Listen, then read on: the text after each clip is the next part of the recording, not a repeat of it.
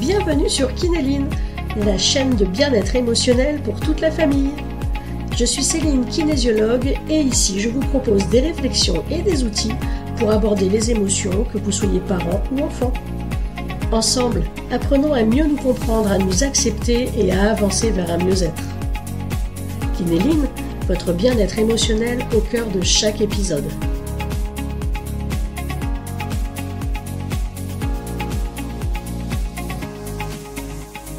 Imaginez que vous plantez une graine dans un jardin. Chaque responsabilité que vous donnez à votre enfant, c'est comme arroser cette graine. Et peu à peu, elle grandit et elle se transforme en une plante solide, autonome et confiante. Voilà ce que les petites tâches du quotidien peuvent faire pour nos enfants. Elles les aident à pousser, à s'enraciner dans leur propre confiance en eux-mêmes. Allez, aujourd'hui on va plonger dans l'importance des responsabilités pour développer l'autonomie des enfants.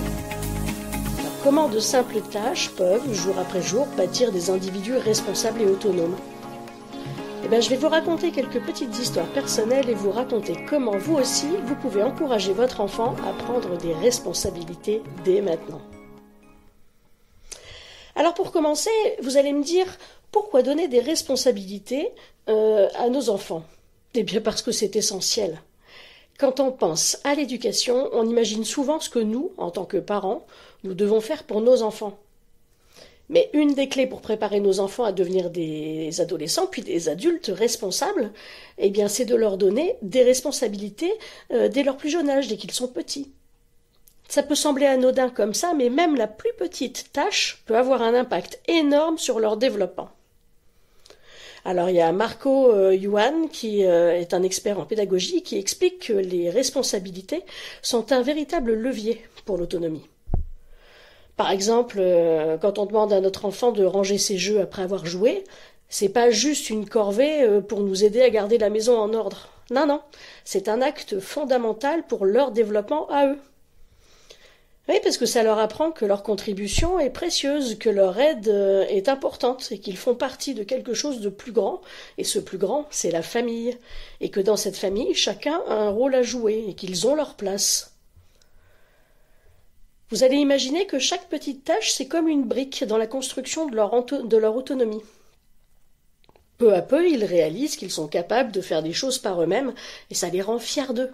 C'est un premier pas pour leur apprendre qu'ils ont une certaine maîtrise sur leur environnement.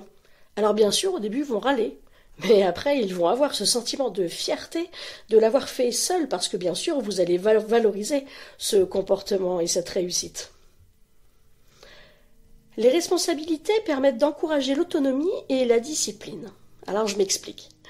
Les responsabilités, ça ne sert pas seulement à soulager les parents des petites tâches quotidiennes. Non, elles aident également à inculquer la discipline, mais de manière naturelle et positive.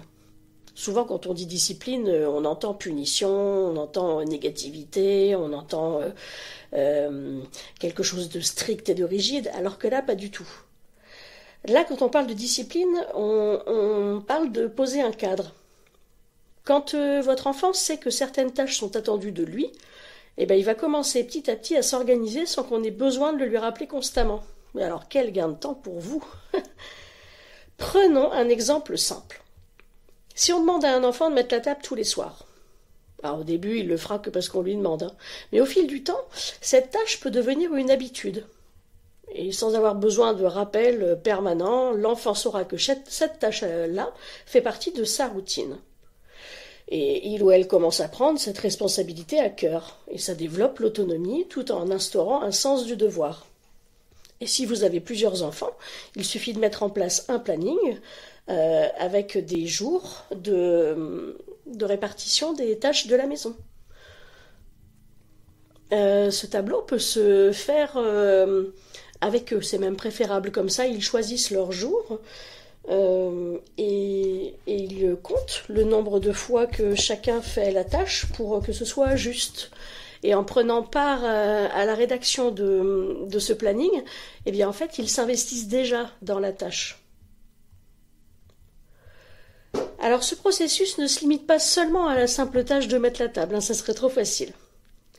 Parce qu'avec chaque petite responsabilité, l'enfant commence à développer une structure interne, un cadre à l'intérieur où il comprend que certaines choses doivent être faites régulièrement.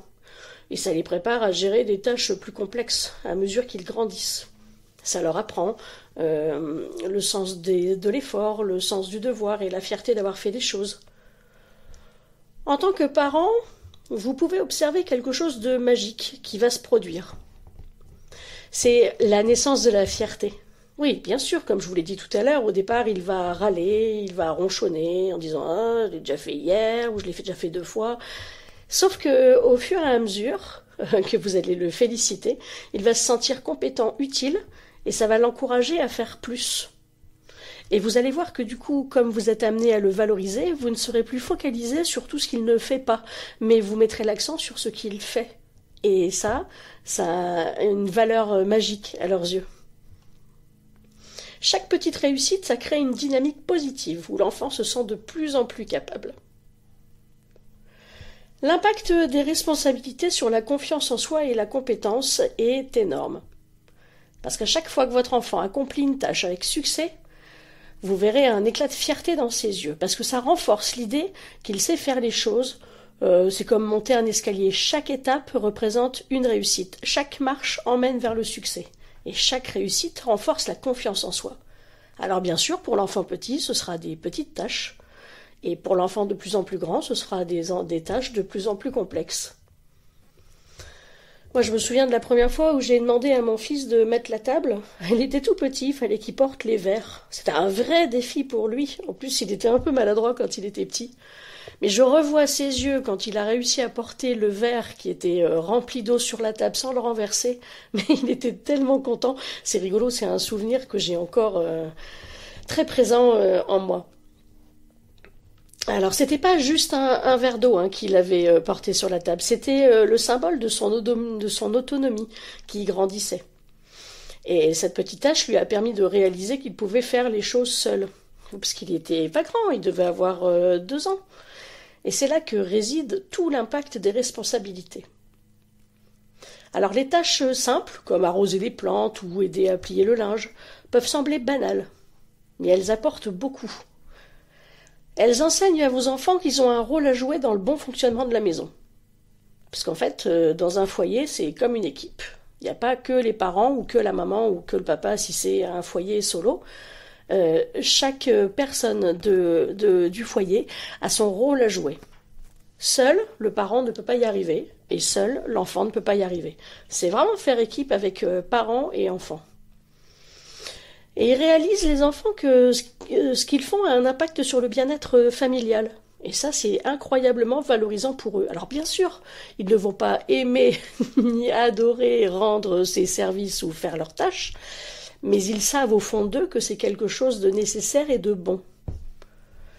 En outre, ces petites tâches vont leur permettre de développer des compétences essentielles pour leur futur.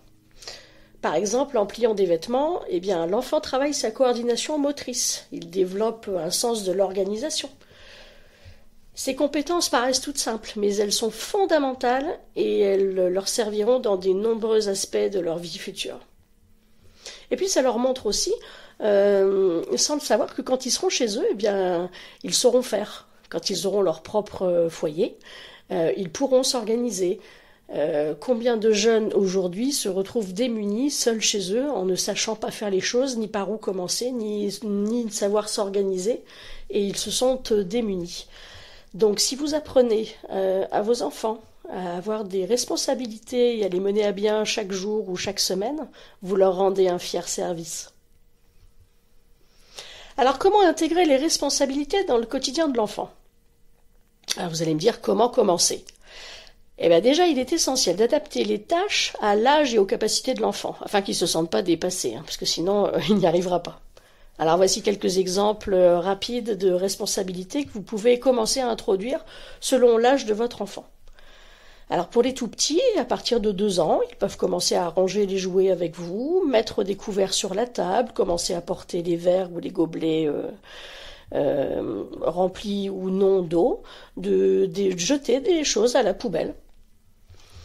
Pour les enfants un petit peu plus âgés, à partir de 4 ans, ils peuvent aider à accrocher le linge. Donc vous leur donnez des choses des vêtements simples à accrocher, et même si c'est mal accroché, ça n'est pas grave. Ils peuvent commencer à préparer le goûter, commencer à nourrir un animal domestique, si vous avez un chien, un chat, un lapin. Pour les plus grands, à partir de 6 ans, ils peuvent commencer à passer l'aspirateur, ils peuvent commencer à aider à faire la vaisselle ou à essuyer des assiettes. Ils peuvent commencer à vous aider à préparer des repas, même avant, bien sûr. Même si c'est pas faire grand-chose, même si c'est juste commencer à éplucher une carotte ou, ou à mettre 3 feuilles de salade dans un plat, ils auront quand même contribué à la préparation du repas. Alors il est aussi important de donner du sens à ce qu'ils font, plutôt que de dire simplement range tes jouets. Eh bien, vous pouvez lui expliquer pourquoi c'est important. Par exemple, tiens, je voudrais bien que tu ranges tes jouets pour que la pièce soit agréable à vivre et puis que tu puisses facilement retrouver ce dont tu as besoin. Lorsque l'enfant comprend le but qui est derrière la tâche, eh bien, il est susceptible de l'accepter et de s'y investir un peu plus. Je dis bien un peu. De plus, soyez clair sur ce que vous attendez de votre enfant. Montrez-lui comment faire la tâche la première fois et puis laissez-lui un petit peu plus d'autonomie à chaque fois. Alors bien sûr, il peut faire des erreurs au début, mais c'est en pratiquant qu'on apprend. L'accompagnement, c'est essentiel, surtout au départ. L'enfant ne peut pas deviner comment on fait. Le rôle des parents dans la transmission des responsabilités est essentiel. Vous êtes le modèle principal que votre enfant observe et imite. Et si votre enfant vous voit accomplir vos propres tâches de manière sereine et sans trop ronchonner, il ou elle sera naturellement poussé à faire de même.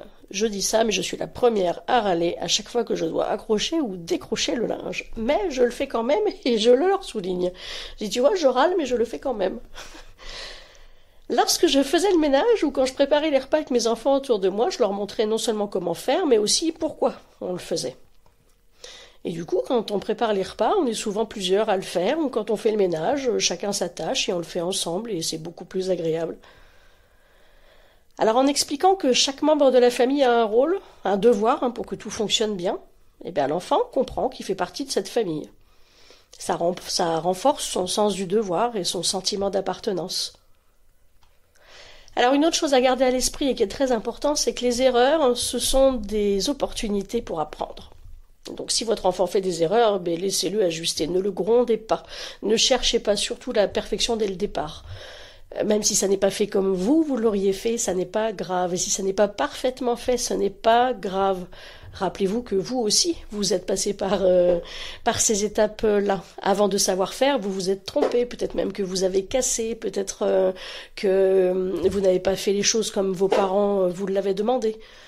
Alors, soit on vous a grondé, soit on vous a accompagné dans cet apprentissage. Peut-être que vous avez vécu les deux modèles.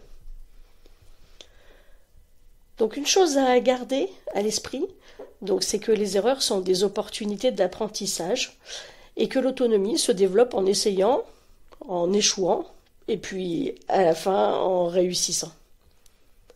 Alors voici quelques conseils pratiques pour commencer à intégrer les responsabilités dans la vie de votre enfant. Alors commencez petit, N'inondez pas votre enfant de tâches, sinon il va être perdu et il ne voudra plus rien faire. Vous commencez avec juste 1 ou 2 responsabilités à la fois et puis vous augmentez progressivement semaine après semaine. Et surtout, soyez patient.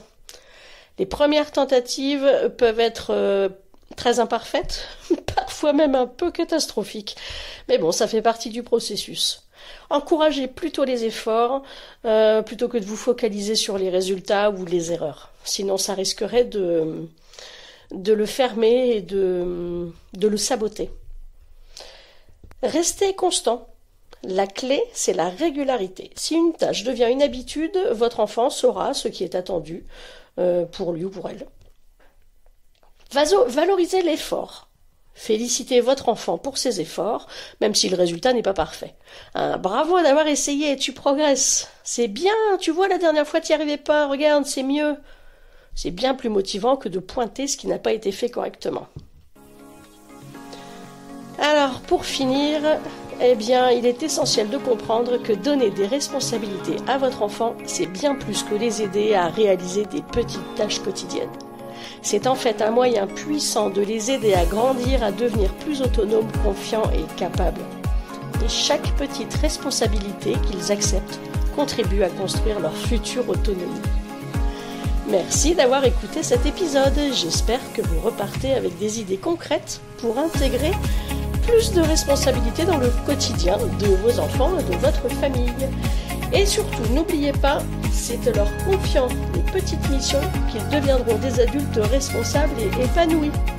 Et souvenez-vous, encouragez les efforts et non le résultat. À très bientôt pour un nouvel épisode rempli de conseils pratiques pour accompagner vos enfants sur le chemin de l'autonomie.